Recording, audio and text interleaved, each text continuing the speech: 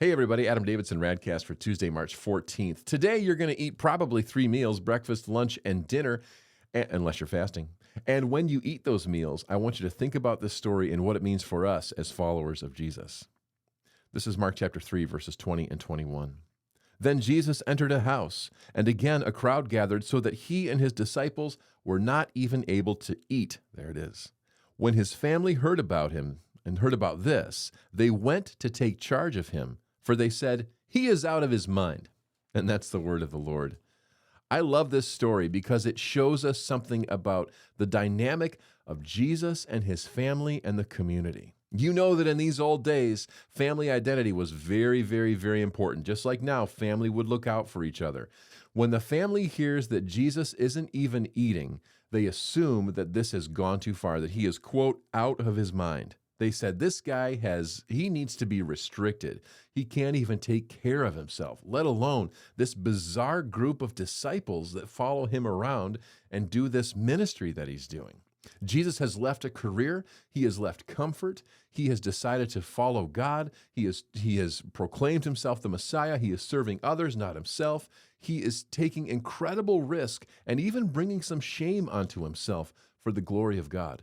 This is a very important part of our discipleship. The fact that Jesus doesn't even eat, and the fact that there are people around him who love him and who know him, who are concerned for his basic ability to take care of himself, this tells us the intensity of discipleship that you and I are to have.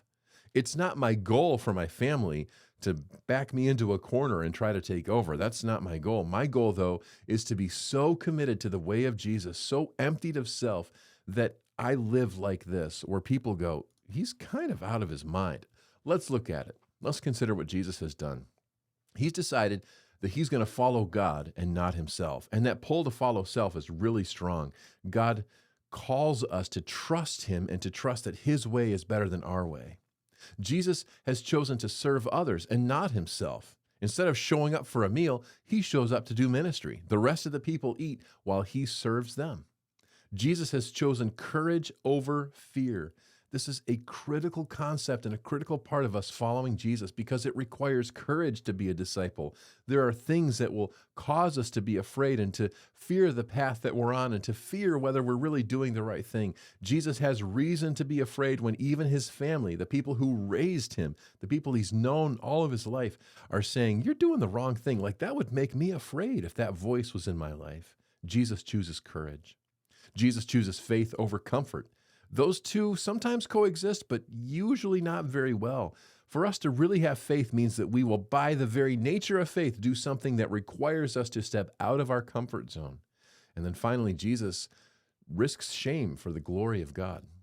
That's not his goal to bring shame onto himself or to his family, but that his goal is to bring glory to God. And sometimes, because we go the way of God, it naturally goes away against the way of our world.